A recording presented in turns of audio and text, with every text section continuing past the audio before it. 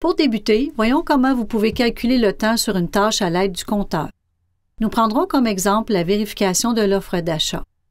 Tout d'abord, sélectionnez la tâche correspondante. À partir du ruban Accueil, section Tâches, cliquez sur l'icône Démarrer. Remarquez l'indication que le compteur est démarré. Nous allons ajouter l'offre d'achat au dossier. Donc, ouvrir la fenêtre du dossier en double-cliquant sur le numéro, sans fermer la fenêtre des tâches.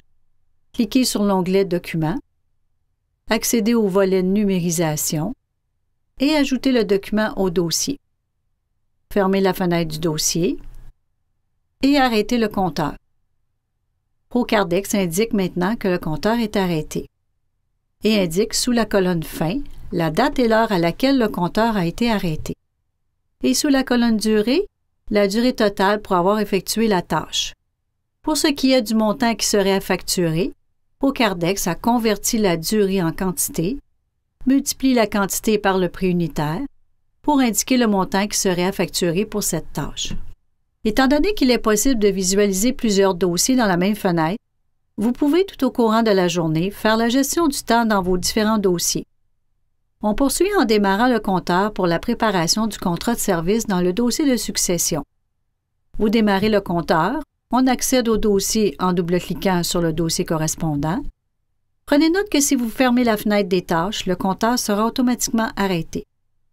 On ajoute l'information nécessaire à la fusion du contrat de service, c'est-à-dire la fiche du notaire, la fiche du liquidateur. Prenons maintenant comme exemple que vous avez à vérifier de façon plus urgente l'index aux immeubles. On ferme la fenêtre du dossier pour revenir à la fenêtre des tâches. Vous démarrez le compteur pour la vérification de l'index aux immeubles et Procardex vous indique que le compteur est déjà démarré pour le dossier identifié à l'écran et vous demande si vous désirez faire l'arrêt du compteur avant de poursuivre. Confirmez par oui. Le compteur est arrêté pour le contrat de service et démarré pour la tâche à effectuer maintenant. Arrêtez le compteur une fois la tâche terminée. L'enregistrement du temps que vous venez d'effectuer dans la feuille des tâches s'enregistre simultanément dans les différents dossiers. Assurez-vous d'avoir enregistré les informations de la fenêtre à l'aide des touches CTRL-S et maintenant, pour accéder au dossier, double-cliquez et visualisez les modifications qui ont été ajoutées sous l'onglet Tâches de ce dossier. Remarquez dans le bas de la fenêtre que Procardex affiche le cumul des heures, ainsi que le montant total qui sera facturé. Maintenant, si vous préférez effectuer la gestion du temps directement à partir de votre dossier, vous pouvez utiliser exactement les mêmes opérations que dans la feuille des tâches.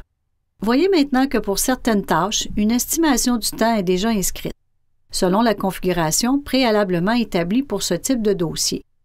Vous pouvez aussi ajouter une estimation pour certaines tâches directement dans le dossier, si vous le désirez. Souvenez-vous qu'antérieurement, on a dû arrêter le compteur pour effectuer le contrat de service. Et que maintenant, vous avez à continuer cette tâche.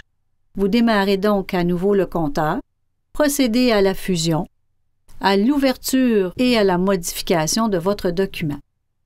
Une fois terminé, fermez le document, revenir à l'onglet Tâches et arrêtez le compteur. Procardex cumulera le temps ajouté pour cette tâche.